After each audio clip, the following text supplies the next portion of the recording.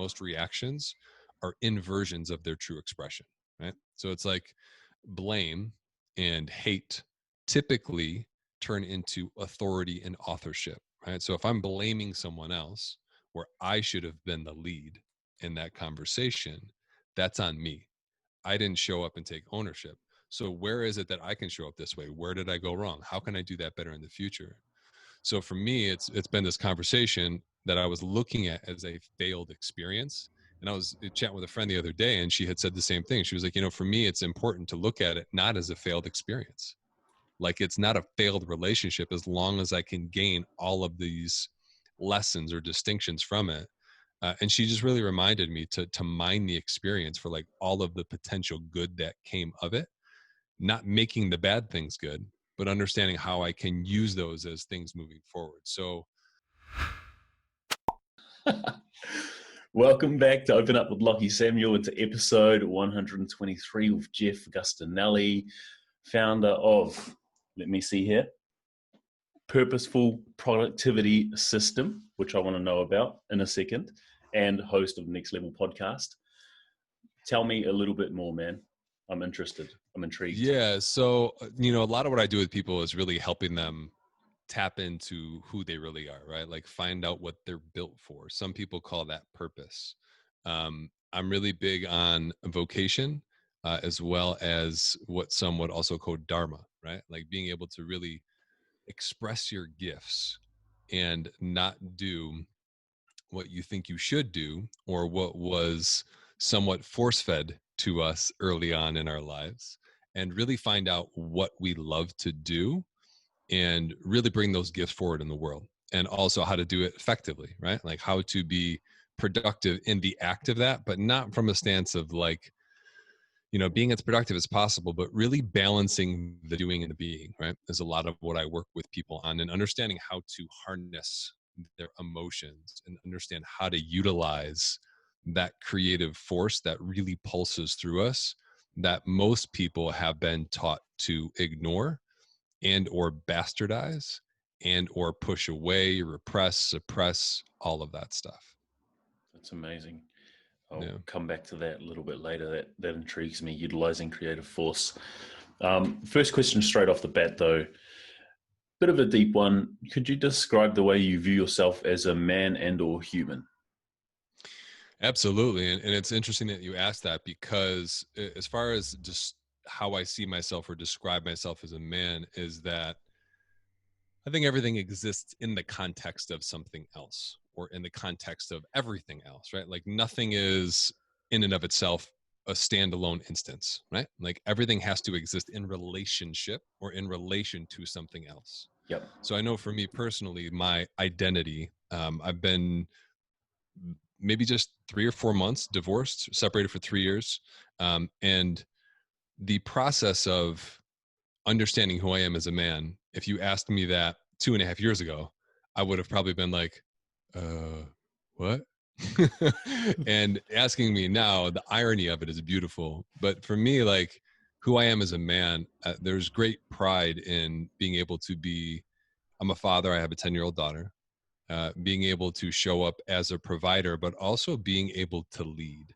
Right? Like for me, being a man and leadership is very synonymous. Whether it's leading myself, leading a partner, or leading my daughter, or whoever it is, leading just friends. I believe that as a man, that's my role, to really be able to lead, and to be able to show up powerfully, consistently. So like for me, I use those words interchangeably. I'm not saying that women can't lead. I know there's like, I can almost hear this in the background, right? I'm like, oh, women are leaders too. And I'm not saying that. It's not like, an against thing. But it is definitely a masculine trait to be able to powerfully lead, period. Yep. Yeah. And I also believe too that, it's one of those things that we're taught is in some sense bad. Like a lot of men grow up not being this, dude, like not being able to express themselves, or not being able to lead, and being made wrong, and being told not to feel, and to like save face and don't cry, and like all this crap. And it's like, I think most men, I can safely say, have to reorganize and recontextualize and restructure what it actually means to be a man in their own essence. not in somebody else's way. Damn. Win in. Win in on the first Yeah, question. I love I it. don't go shallow, my friend. I don't really know how, honestly.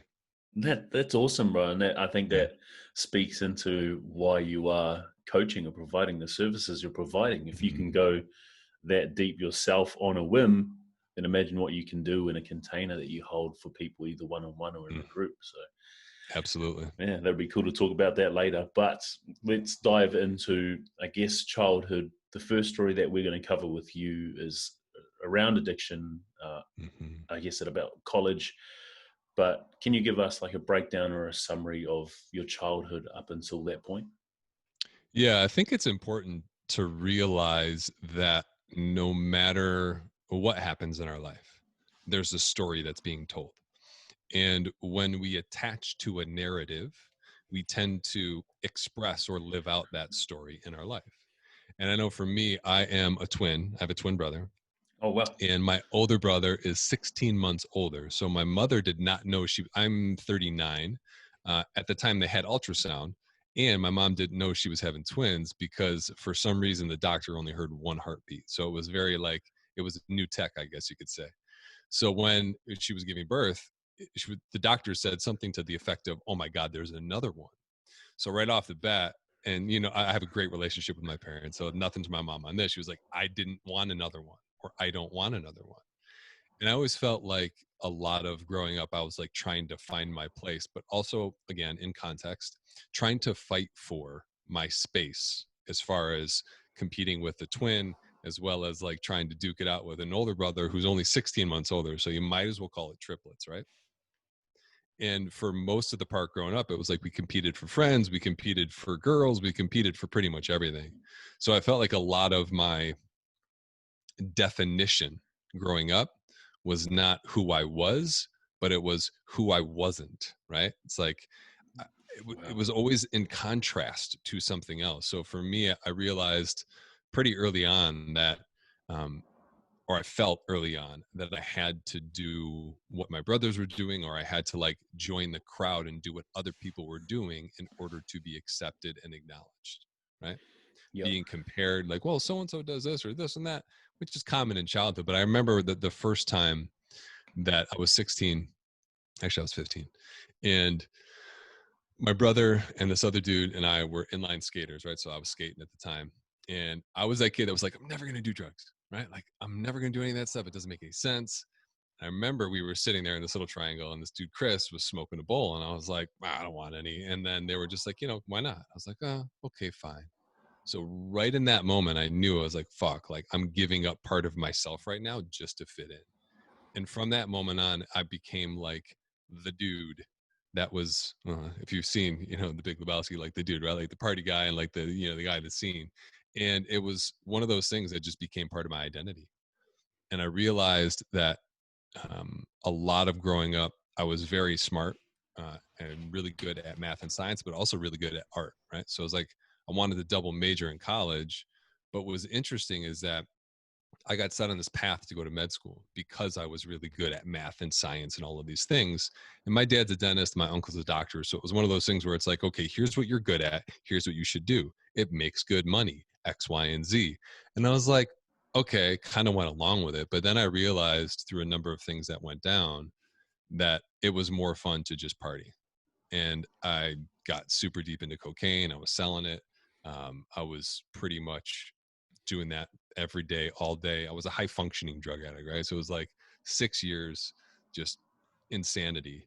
And then finally culminated in two instances face down on the floor in my dorm where my girlfriend at the time found me both times. And the second time basically had to like nurse me back to health over a week. And it wasn't in that moment where I was like, okay, I better stop. It was just like, fuck. All right. So got to do something different here. And then I really just started to explore things. Right, just was studying for my MCAT entrance exam about 6 months after that, almost a year after that, and remember sitting at my desk in my parents' house, and I was like, sitting there, I was studying, if you ever seen like the ACT, MCT, MCAT, like all of those prep exam books, they're like these gigantic things that you could probably assault somebody with, right? Like they're huge. Yep. And I'm sitting here going through this book, and it was kind of like this, like conversations with God moment where it was just no. Like I heard a clear, definitive no. And I even turned around. I remember I was like, what was that? And it, for me, translated and eventually unwound into like, this is not the path I'm going to go. And then I went down a different path. So that was the crescendo of events that for me really exemplified like, okay, you're going to give a part of your identity to fit in. You're going to live this false identity, but then the shit's going to hit the fan. And now what? All of the stuff that you thought was true is being re-examined. And if you're not going to do this, then what are you going to do? Right. And it was just one of those things where, man, quite frankly, I was shitting my pants. I was just like, what the fuck am I going to do? Like, I had no idea. And then things started to get pieced together, one thing at a time. It's amazing, man. Mm-hmm. Very concise too. I love it. I love talking to podcasters. I'm versed in the art of storytelling. When you do something enough, it's a deliberate practice, if you will. So when you're talking about like the first time you had drugs and giving up that part of yourself and knowing internally that you were, and then I guess finding this false identity, this party guy identity, did you feel like you found your space even though like now we know that it was a false identity? No, I mean, it was super messy. So for instance, like after deciding not to go to med school, I went and my cousin-in-law was diagnosed with stage 4 prostate cancer. And my cousin was cooking a macrobiotic diet for him, which I don't know if you know much about that or anything about it, but it's basically like a diet that's prescribed for folks to heal naturally, just to keep it super simple. So I was very intrigued, and I decided that I wanted to study it. So I went and studied that, and I was still drinking and smoking weed and doing some of that stuff at this time. But then eventually, like after I got into doing that as a job, I was a live-in private chef for people. I started to see that there was more to, just in context again, remember I wanted to go to med school, wanted to help people. Now I'm doing something a little bit different but very related, helping people get well through a different way. And I'm seeing how people think, right? Imagine living in with somebody preparing meals like breakfast, lunch, and dinner in their house who have typically stage 3, stage 4 cancer. And I'm doing this full time. And I'm seeing that people with these advanced conditions, like one guy in New York City, Upper West Side, still getting on the subway, emaciated, his suit like 10 sizes too big, basically hanging off of him, still clutching onto his briefcase on the subway, taking it to the office, still fighting against whatever he's fighting against and pushing and not following the natural order of like, look, bro, you're sick, chill the fuck out, right?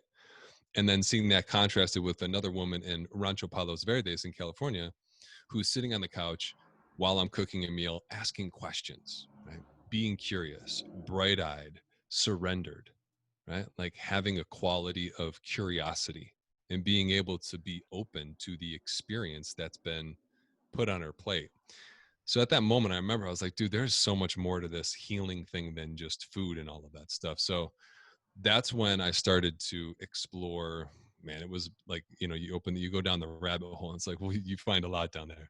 So I started to get into like Abraham Hicks stuff. I got into meditation, went to a 10-day silent meditation retreat, and came out the other side of that meditation retreat, just not wanting anything like tobacco, alcohol, anything. In fact, when I got back to LA, my buddy was sitting there with a Duvel, a nice beer, a bottle conditioned Belgian ale, and a cigar, ready to like, just kick back on the porch and have a smoke and have a beer. And I was just like, no, I just don't want it. And it was interesting because like in a moment I had this epiphany of like, oh, I don't have to not want those things. I just have to create the environment so those things aren't necessary. And I just felt like this really overwhelming sense of peace. And from there, it really started to unravel. But for years, it was something that was really hard to do, right? Like not being the one who was drinking. How many times have you gone out and like partied with someone, right? It's like, that's the thing that you're doing. Like you're doing that. And if you're not doing that, there's nothing, right? It's like, if that's the main motive, you go to the pub and you drink, right? And if you're not the one drinking, it's like you're sitting there twiddling your fucking thumbs. So Yep. there was this period of like, who am I now? And having to really like assemble an identity. And what was interesting too was with every time I had a transition in my life, as far as careers, like a reinvention, if you will, I went through a similar death, a similar dying of like, well, now I'm not a macrobiotic chef, I'm a raw food chef, which sounds similar. But like, as far as macrobiotics and raw foods, it's polar out, like one's really cooked and one's really raw. So those people that are already extreme by nature, it's almost like skiers and snowboarders, or like, you know, bikers and runners. It's this thing of like, well, no, I'm better. No, I'm better. I do the right way. You do the right way. So I'm sitting here in the middle, like, can't we all just be equally right in our own way and do what works? So there was, you know, over the years, I've really understood how to create identity in different ways that are not completely external, while still appreciating the things in life that make us who we are. That's awesome. How do you, as someone who's, I guess, cultivated new identities, or stepped into new identities, how have you worked through, or what have you found works best to, I guess, transition from environment to environment as well, in terms of like friend circles and networks? Yeah. Well, it's one of those things that you have to be okay with no matter what happens, right? It's like, if you're transitioning from one friend circle to another, or if you're leaving a marriage and there's friends that are mutual, you have to be okay with the fact that like some people are going to stick around and some people aren't. And I believe that just understanding that that collateral damage is a possibility is relaxing in and of itself. Because if you have the expectation that things are going to remain even remotely the same, you're fucked from the get-go, right? It's like you basically like mess yourself up from the beginning thinking that things are going to be somewhat the same. So just number one is like realizing that there's going to be some die off, right? There's going to be stuff that happens that are part of old world, and there's going to be things that are part of new world. And also realizing that if you didn't want change, there'd be no reason to change it. So understanding that the end of something is the beginning of something else, right? Yep. So most people get enamored with, and almost on some level like intimate or infatuated with loss, right? They get tied up in that emotion. But grieving is a natural process. It's something that happens when we lose something that we had, but that doesn't mean that we don't gain something at the same time. Does that make sense? Yeah, it does. And I totally agree. Grieving is such a natural process, but most people tend to resist that and try to cling on to whatever it was that they had, which was their comfort Yeah. zone or their safety bubble, which Yeah. does end up causing suffering. Mm-hmm. And perfect example too, man. Like literally, my former wife and I, we have a 10-year-old daughter together, and she spends half time with me, half time with her mom. And at first it was like 2 or 3 days on, 2 or 3 days off. It was a much more like frequent schedule. Now it's 1 week on, 1 week off. And it's been like that for almost 3 years. Literally still to this day. I brought her back to her mother yesterday at 8 a.m. in the morning here on the East Coast. And I still have this feeling of immense sadness, to the point where it's inevitable that I'm going to cry on Mondays. Like it just happens that way. So like there were many times where I tried to control that, but now I just create the environment for that emotion to be expressed. So I know, and I totally failed at it yesterday because I forgot to block off my calendar like I normally do. So my day was like booked like a banshee yesterday. It was insane. Like I felt like I was running an ultra marathon in my work schedule. I was like, oh my God, you're kidding me with this. So but normally I'll make the space for it to allow that thing to really acknowledge it and let it move, because it's not like, I guess part of me may expect it, but it's also one of those things that's just a natural. I'm 100% Italian, right? So I grew up, family is a huge thing, and the fact that like I'm quote unquote in a broken family has still been a challenging conversation for me personally, to realize that like my daughter's just not in my house 24/7 at 10 years old. It's still a difficult situation for me to be okay with, right? Yep. So I'm not attached to the time frame. If it takes 5 years, whatever. If it takes 10 years, totally cool. I just know that it gets to run its course.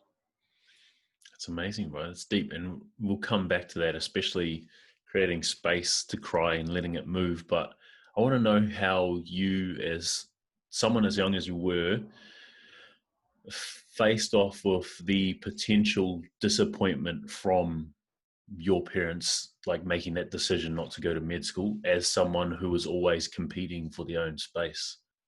Yeah, that is a fantastic question, by the way. Um, I was always kind of a rebel.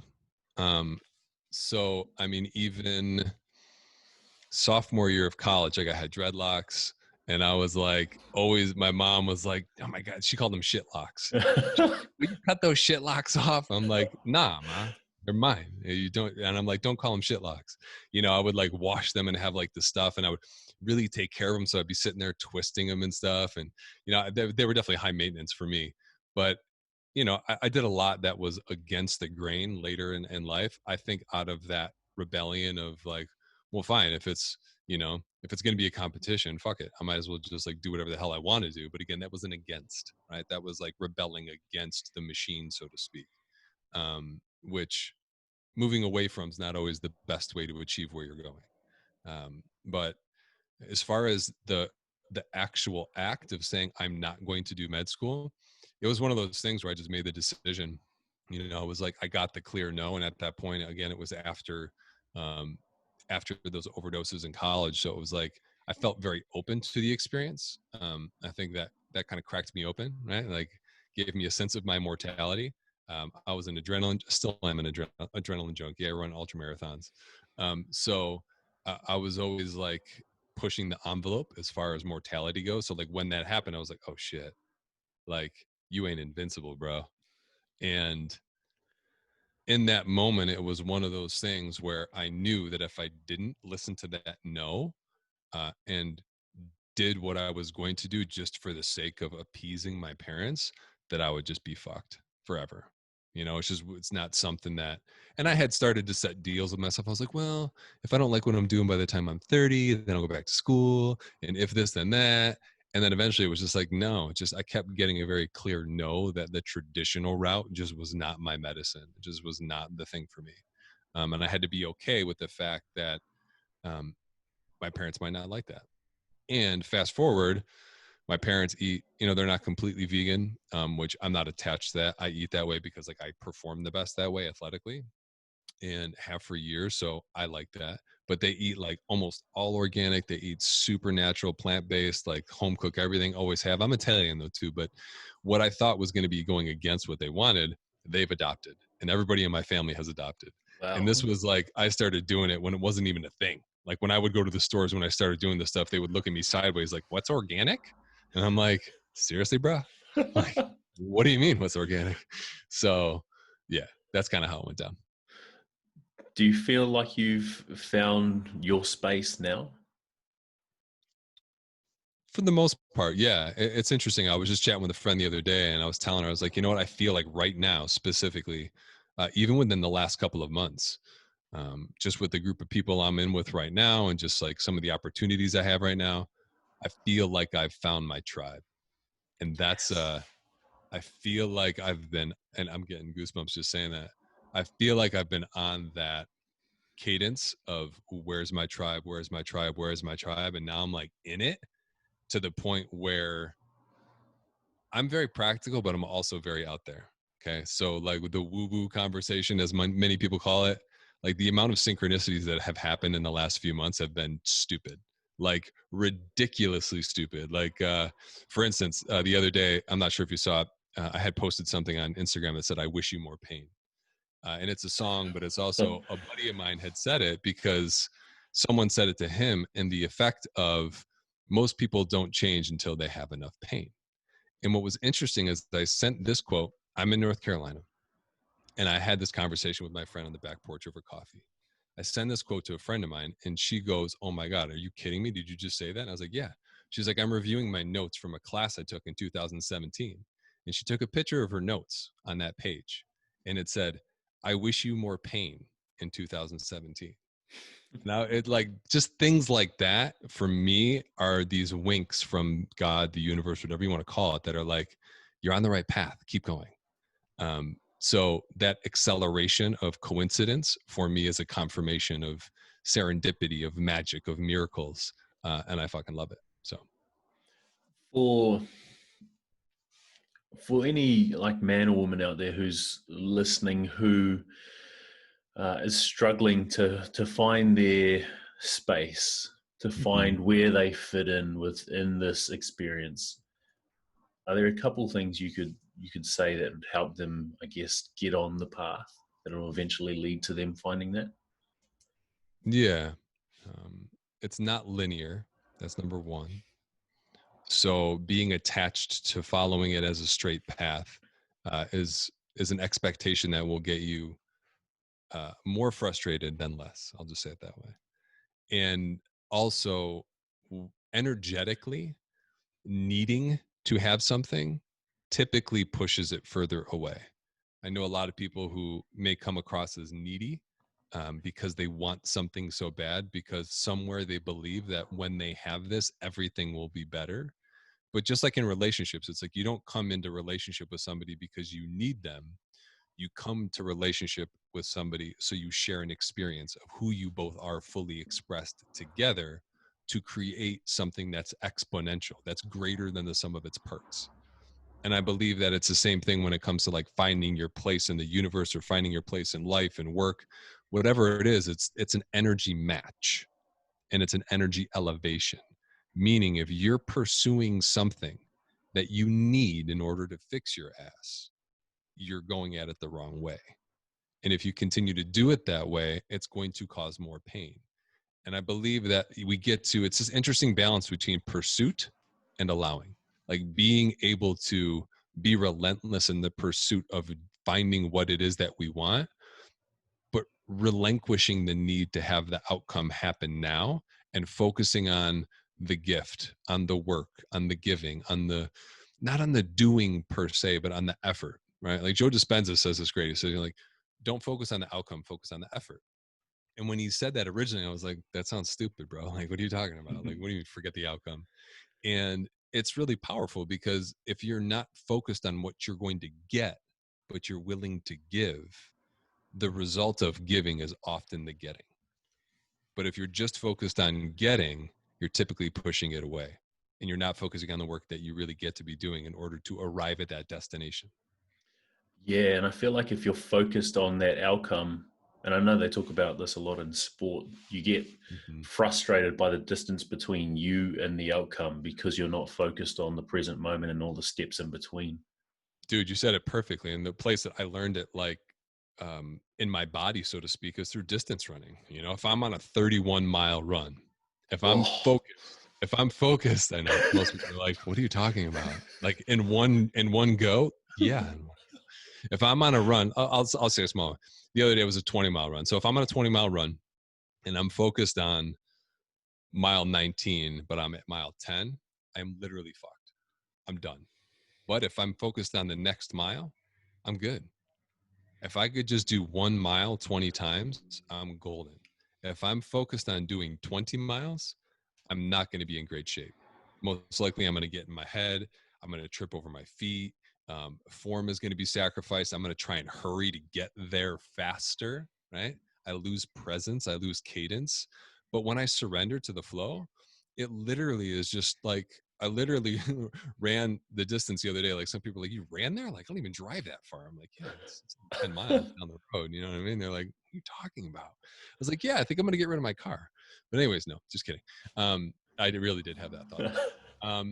But it really is like that. You know, it's not focusing on this destination way down here that you need to get to, because then you focus out of need, right? Then you're like trying to push, then you're trying to get there faster, and you're missing stuff along the way. Yeah, that's huge. And especially like in relation to, I guess, some sort of transformation progress as well, for especially men. I see that a lot in men. They want so badly to be this stereotypical man, especially now in like this conscious man movement. They want to be that without putting in the work to get there. And then that builds that resentment and frustration and trying to get there out of scarcity. So thanks for speaking into that, bro. But one thing I do want to say is that I've been trying to figure out who or what your voice reminds me of, and I've got it It's EA Sports. Oh, EA Sports. It's nice. in the game. I don't hear too Nice, many dude. American accents, so. Oh, okay. Right on, right on.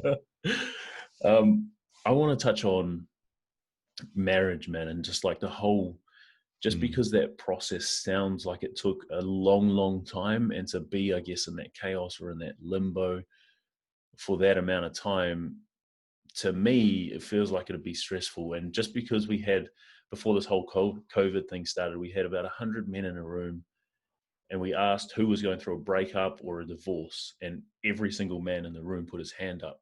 And that's why they were there, because they were struggling with that. And we were just blown away, mm. not knowing how big of an issue this was. And so I'd love for you to like speak into your experience and how you've been able to keep your head above water, and not just do that, but thrive as well. Yeah, you mean like after divorce or like Like going through the process, and then like where you're at now, and how you look after yourself going through what process though? of divorce. Got it. Yeah. Yeah. So it was really a process, I would say, of individuation. Like, who am I now that these things aren't my reality? Now that it's not Jeff and Aaron, now that it's not Jeff, Aaron, Violetta, and the kids, right? Because I also had 2 stepkids. When I got married, I had a 7-year-old and a 10-year-old pretty much instantly. And I was like 28. And then we had our daughter who is now 10, right? So it was like, it was a lot initially.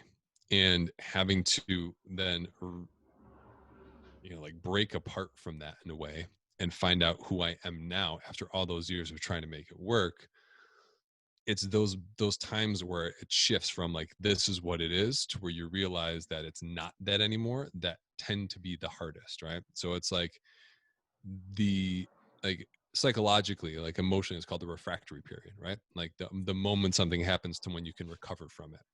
So for me, it was one of those things of there was a lot of anger, there was a lot of frustration, there was a lot of resentment, and there was a lot of blame too, about like you did this, and it was interesting because I remember the day too, and I did a podcast episode about this where I moved and shifted from this conversation of blame to accountability, and I remember that I was outside washing the car, and I remember everything was blame that day. I tripped over the hose. I was like, stupid fucking hose. Inanimate object, right? Blaming a hose while I trip. And I remember I was like, interesting. And I started to drop in every time I had that launch emotionally. And what I came to, and what the big emotional thing I was covering up with all this outside stuff, was the same thing I had spoken to earlier, was that I really missed having my daughter in my house 24/7. And that was the hardest thing for me, but it was cloaked in all of this blame, and she did this and she was like that and this didn't work out and what the fuck and da, da, da, and this, that, and the other. And when I could really get to the root of what it was emotionally, that's when things really started to change. And even now, like full disclosure, I had a conversation with my daughter's mom this morning, and it was interesting. I'll just say it that way. I had a surprise guest on the phone, so it was like it's kind of like this Trojan horse conversation. I won't go into details just because of the sensitive nature of it, but like it was so charged and so heated, but like I was still able to enroll in clients today. I was still able to show up and serve and like be the leader of a group as a small group support coach. I was still able to bring the fire everywhere, and that's because I didn't let it take me out. So first things first is like you have to figure out like what the core wound is, right? Like what's the emotion? And for me, there was a shitload of shame around the fact that like, I was to some level growing up again, went to Catholic school for 13 years, Italian family. I literally have my great great uncle is a saint, for frick's sake, right? Like no Oh joke. wow. So as far as like shame, blame, guilt, all that stuff, like it runs pretty deep genetically. I'll just say it that way. And the Catholic religion. So for me, like divorce and like breaking the family apart, there was so much shame in that. And even under that, though, it was more this just deep sadness of not having my daughter. And then in that, it was me not having control of how she's parented consistently between households. Yep. So every step of the way was acknowledging what was true. Like, what am I really actually feeling in this moment? and unraveling it, working with coaches through the process, not specifically on that, but inevitably in the programs that I did join, obviously we ended up working on those things and really understanding how all of the interconnected emotional reactions just are woven together, and being willing to feel them, to understand them, to, yes, in some sense see their source, but understand what they are in their real expression, right? Like most against or away from emotions, like most reactions are inversions of their true expression, right? So it's like blame and hate typically turn into authority and authorship, right? So if I'm blaming someone else where I should have been the lead in that conversation, that's on me. I didn't show up and take ownership. So where is it that I can show up this way? Where did I go wrong? How can I do that better in the future? So for me, it's been this conversation that I was looking at as a failed experience. And I was chatting with a friend the other day, and she had said the same thing. She was like, for me, it's important to look at it not as a failed experience. Like it's not a failed relationship as long as I can gain all of these lessons or distinctions from it. And she just really reminded me to mine the experience for like all of the potential good that came of it, not making the bad things good, but understanding how I can use those as things moving forward. So to kind of like package that up in a pretty little bow is to really say, understand the root cause emotionally. Like, what am I really feeling? And then from there, it's kind of like touching the bottom of a pool, right? Like if you're in a pool and you're treading water and you go down halfway, it's a lot harder to get to the top than if you just go down to the bottom and push up. I like that analogy because for me, if we go to the depths and understand how we're actually feeling emotionally, it's a lot easier. And typically you see exponential results when you can touch in depth and move from that place, because that's where all of our power is being limited, right? Like a governor, like resistance is there. But when we can release that resistance, we can move forward a lot faster. So understand the emotionality of it. Also releasing timelines. I think that our desire to hurry things and make them move faster than they really get to um, makes them take longer. My mom used to say, a watched pot never boils, right? Yeah. And she used to say shit like patience is a virtue. And I used to give you a smaller glimpse into my rebel nature. I wanted to get la pazienza è una virtù. Patience is a virtue in Italian, tattooed on my arm as a joke. Bad practical joke, Jeff, because my mom hates tattoos. So anyways, being patient with the process, right? Like not rushing it, not looking at it, being like, when are you going to boil? When are you going to boil? When are you going to boil? When this is going to be over? Like, don't ask those questions, right? Like being completely present with the situation and understanding how to take ownership and responsibility in that situation is absolutely paramount. That's amazing, man.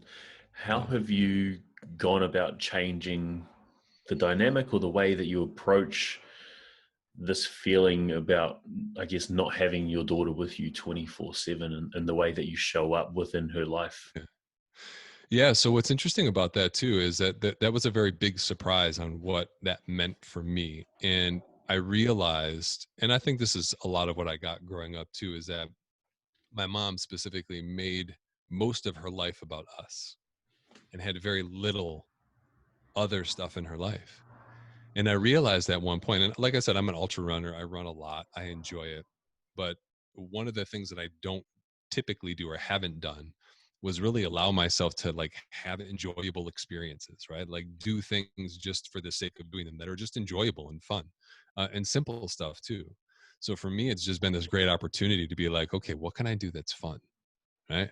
And if I'm not careful, my schedule typically gets filled with work, because I really love what I do, one, but also because unless you're strategic about something, nature abhors a vacuum, right? So if you leave empty space, it's going to get filled with something. And if you're on this crazy cadence of wanting to deliver value and wanting to like really help people elevate their lives, it tends to kind of like take over everything. So the biggest realization and the biggest kind of wake up was like, wow, like I get to have a life. Like I wasn't doing that before. I was what I guess you could say like codependently enmeshed, if you will, with my former partner. And it was one of those things where I was like, it always felt like this bargain, right? And I was like, well, I'm going to do this. Well, you can do this. Well, I'm going to do this. Well, you can do this. It's like, ugh, it's just like was so gross. So realizing that like it doesn't have to be that way was huge. And also really maximizing my time when she's with me. I have a coach and a mentor I worked with years ago who did work around identity, right? And he used to, he said something like this: to be the creator of amazing experiences. So instead of being the father or the mother or being a parent and what that means to you, right? Like that means responsibility. You have to get into bed on time, you have to do all this stuff. Be the creator of amazing experiences. So I started engineering fun experiences for my daughter, right? Like one example was my parents used to live in Rochester, New York. They're now in Clearwater Beach, Florida, but I'm in Asheville, North Carolina. So the drive from either direction is like, I think 12-ish hours. And I planned for my parents to come down and visit my daughter without telling her, and engineered this entire thing. Like went to her favorite spot downtown, the French Broad Chocolate Lounge. My wife at the time, she dropped me off at the front door. I went in, met my parents there who had driven down 12 hours from New York. We're sitting in the corner booth, and I did a post on this too, and there's a video in that as well. And she comes in and she's like, "Oh, Nana, Papa." She was like so excited. I thought she was gonna pop, right? So it's like finding little ways, and I guess that's a big way, but like engineering fun experiences and really being the creator of fun experiences is something that I value. And looking back at my childhood, I realized that my parents didn't value surprise or novelty or excitement or that kind of stuff. They really valued consistency. They really valued security. They valued predictability. And those aren't my values, right? So part of this whole process, and it seems like it came out of the context of the family unit, was the fact that like I don't have to do it that way, and I can engineer some fun experiences and just do whatever and make it like very adventurous, right? So those are some of the ways that I kind of like dealt with the transition, or some of the wake ups I've had from it.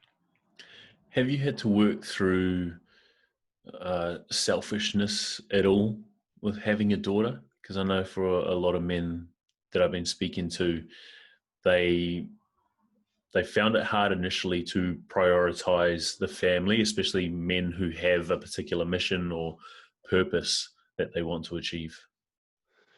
No, I mean, selfishness isn't how it typically manifests for me. I know that sometimes if I do fall into working too much, I do feel guilty. And I feel like I quote unquote should be spending more time with her. Um, and I mean, right now I've had to get creative with my schedule because there's no school. And I know in Australia, they're starting to open up schools in other parts of the world as well. But not here. I don't think it's going to Well, happen at all this year. So that presents its own unique challenge. But for me, that what some people experience as selfishness, for me, manifests as guilt. And I'm like, all right, I'll look at my schedule and I'll clear it. Like last week, that actually happened. I was like, wow, I really get to spend some more quality time with Violetta. And it was interesting because I had a release around it. Like I had a very specific thing I was experiencing. And then within 2 hours, I had a couple of appointments for the next day that just canceled immediately. And then the day after that, canceled. So I went into my calendar. I was like, blocked off those 2 evenings. And we just did some fun stuff. that's awesome, man. That's Yeah. really cool. There are a couple things you brought up beforehand that I wanted to touch on in terms of tools that you've used to help you get from wherever you were to the position you're in now. Um, could you speak into language and how that's impacted you? Because I know that's a huge one, and that's something I've really um, been slapped with very lovingly and gently in the Kaboom Yeah. coaching container. So I'd love to know how that's helped you. Yeah. Honestly, bro, language is a tricky bitch, just to be straight up. I swear a lot. So my apologies if No, your you're right. listeners aren't this amount of vulgarity.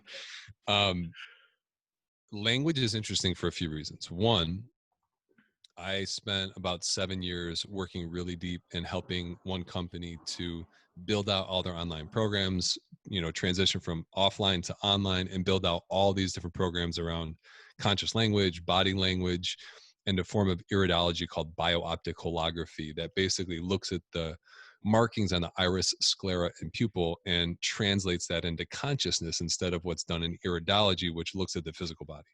So as far as like consciousness and language goes, I've got, it sounds so douchey, but like I've got a black belt in that department, I guess you could say. And language is funny because it's something that just happens, right? And we can actively change it, like breath, right? It's autonomic, it's automatic, but we could also regulate it. So with language, a lot of people just start talking. But if you look at the code of language, it's very easy to pluck out where we are in consciousness and what we're agreeing with, right? Like I was on a call today with our small group, and one of the women in the group was working around this sense of responsibility and obligation. And her language was riddled with have tos. I have to do this. I got to get this done. And my RX for that person was like, look, you don't have to do jack shit. I was like, in fact, as we're doing check-ins, I want to know what you're going to go do for yourself instead of what you think you have to do for somebody else. And that had its own release to it. But it's like, when we can see that we're speaking into reality, right? With our words consistently, it's absolutely fascinating. And there's ways to engineer it. The reason I say that language is really tricky is because a lot of people just try and change the language. And in working in the rooms that I worked in and a lot of events and a lot of online programs and stuff, is that you'll hear people say things like, well, I choose this, and this is what I'm manifesting. And they almost have like this strange thing. They're talking very weird, like a long hug and an awkward stare. And it just starts to feel weird, right? Yeah. And that's because they're saying something, but they actually mean something else. Okay. And that's why I swear a lot, because it's like, look, if for me to suppress like the word fuck, like it takes energy and typically it interrupts my natural cadence. May that change someday? Of course, it most likely will. And um, a lot of people just try and swap out words instead of understanding what's really behind those words and where we are emotionally and what we're agreeing to as true and fact, and potentially where that's keeping us stuck. So for me, like, language is a window into everything else. Damn, that's huge. That Yeah. gives me goosebumps because I know for the last, let's say, like half a decade, people, especially here in Perth, have been very, very high on affirmation. And I love the idea of it, but like more when it's tied with what Joe Dispenza teaches, which is like Yeah. that visualization and the emotion attached to it. But just the fact that you're saying like you can't just swap out words Yeah. without understanding like the intention behind it, that's powerful, man. Mm-hmm. Yeah. Intention, honestly, intention. And you nailed it. Like, intention's everything, right? Like, even with Joe's meditations, I've done his ever since breaking the habit of being yourself, right? So I don't know how many years that's been, at least 5 years. Those hour meditations almost every morning, obviously with the exception of a few, but I notice that when I'm doing them and just doing them right, that I can be on the same note of this thing I want to create for weeks or months or even longer. And then finally just letting go of it and just saying, fuck it. And having that thing just be like, whoosh, right away.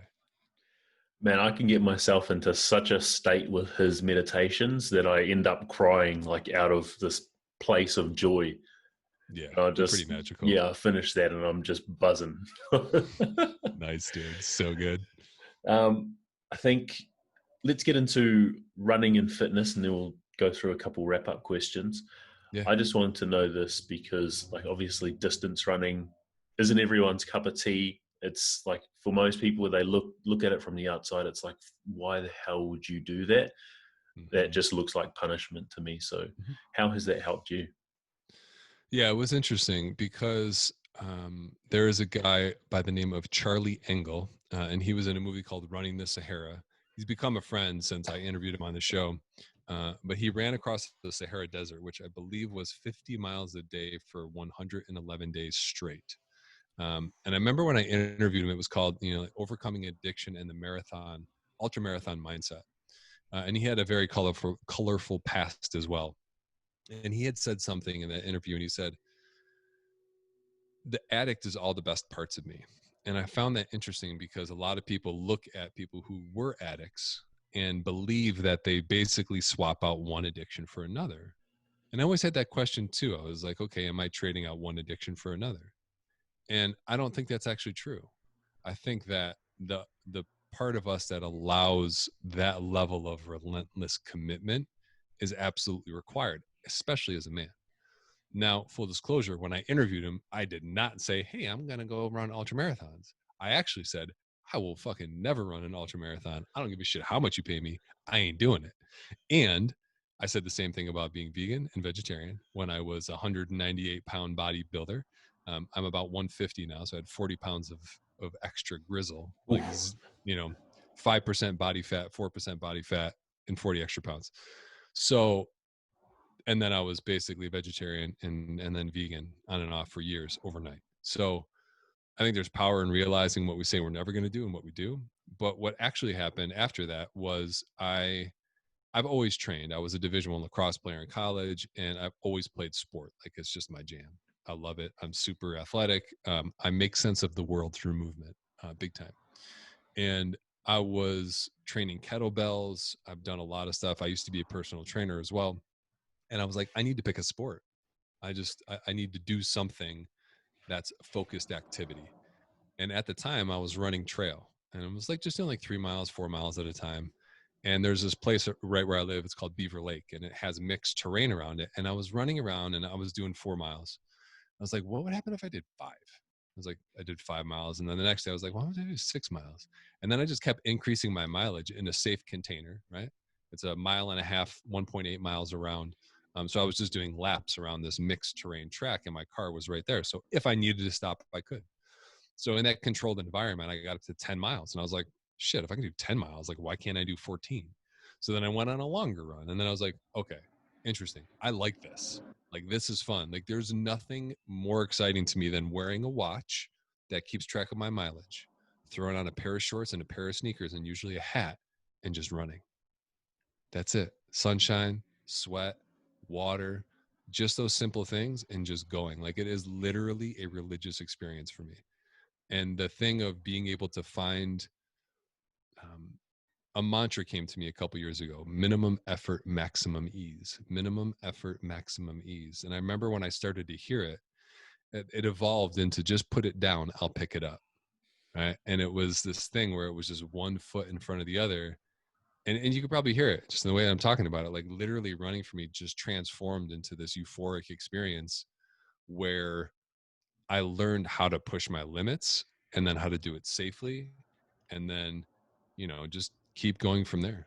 So it's just one of those things that I started to do and then wanted to do more. And then I was like, wow, I can buy like fun colored shoes and just like, gear. Why the hell not? So anyways, it's turned into, quite the game now. That's awesome, man. And Yeah. like the people that I speak to here who run long distance find that running is for them their meditation. 100%. Yeah. That's beautiful, bro. We'll go into a couple wrap up questions, and then and then wrap it up, man. But knowing everything that you've been through, knowing that you were fighting for your space, your mum said, like, I don't want another one. And then going through, I guess, facing off with the potential for disappointment, not going to med school, going through the marriage breakup, and then now like working through what you're working through or have worked through with your daughter. Mm-hmm. What would you say the quality of your life is like now? In this moment in time, specifically, as I mentioned briefly before, like, I feel like I finally have I have housemates too, so I share a house with a couple and their 5-year-old, and like, I feel like I have a dope ass tribe in my immediate environment, and in Kaboom and in that group, like, I feel like just with everyone, I'm on the support coach team. I do enrollment calls for the program as well, um, and I've gone through the program, and I'm in there like a beast just because it's fun. And I just feel like the team that I'm on, and the people that we attract into the tribe, as well as my business and the people I'm attracting as clients, like, I just feel like right now specifically, in this moment in time, even in the face of contrast, right? Like with my daughter's mom and like whatever else, I feel like I'm in a beautiful spot right now. Like, I actually am looking at my life going like, wow, there's a couple things I would change, but like, it gets to be like that anyways. And I love where I'm at right now. That's amazing. Yeah. That gives me goosebumps too. I love it when men can say that, because I've seen a lot of men suffering. And, Yeah. it's just beautiful to see someone who's come through all of their, I guess, quote unquote, pain and Hmm. turned it into some sort of purpose and found their, I guess, tribe or calling, man. That's beautiful. For sure. Thank you. What have you added to your life or removed from it to improve the quality of it? That's a great question. Um, I've added joy and pleasure, things that I just actually enjoy, that I find pleasurable just for the sake of it. Um, that's huge. And that actually came recently with my buddy that I was partnered with in Kaboom. She's like, that's her jam. And I helped her with pricing and that kind of stuff. And she helped me with the whole like pleasure experience. Like that was a huge shift for me, like huge shift. Cause I'm typically like, all about the doing, not about the enjoying. So that was huge. And then as far as taking away, I'd like to think that I've effectively broken up with having to hold on to any emotion, right? So it's like whether it's a absolutely positive emotion or an absolutely negative emotion, like being able to be with something and let it go consistently, I think has, for me personally, been absolutely huge to not get enamored, stuck with, and infatuated with any emotion, but just to let it be an experience and to learn from it in all directions. Wow. Um, with that, I guess that emotion and letting it move, what have you found works best for you personally? Yeah. Over processing stuff is dangerous. I'll say it that way. I think personally. I've done a lot of different modalities of like, going diving into the past and like understanding every nuance of it. But it's also like if you look at uh, Western medicine, or pathology, the study of disease. It's kind of like studying poor people to find out how to be rich. It's like, why the frick would you study illness to learn more about health? Right? Like, Yeah. it's important to some degree, right? But it's not the focus, right? If you could really just focus on how to create impeccable immunity and impeccable health, wouldn't that just rule out sickness? I think so. That's a very good point. Yeah. Thank you. Especially in the climate we're in now. I know that's why I laid it on extra thick, but Yeah. just saying. Okay. Last question, if you were to leave this world today, what would, Mhm. I guess, the one message be that you'd leave behind?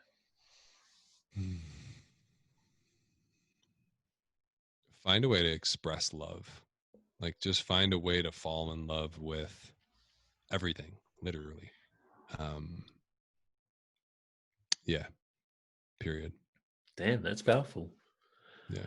Um, to wrap up, man, first of all, want to acknowledge you for everything that you've been through, like taking that pain, turning it into purpose. But most of all, I want to acknowledge you and thank you for the way that you're showing up, both within life, within your life, within this experience, but within the Kaboom container as well. Because I Mhm. think I think most people by now know that I'm in a coaching course for coaches, which is Kaboom. But the way that Mhm. you're showing up within there, you're just bringing so much energy. You're just charging it up, man, so beautifully.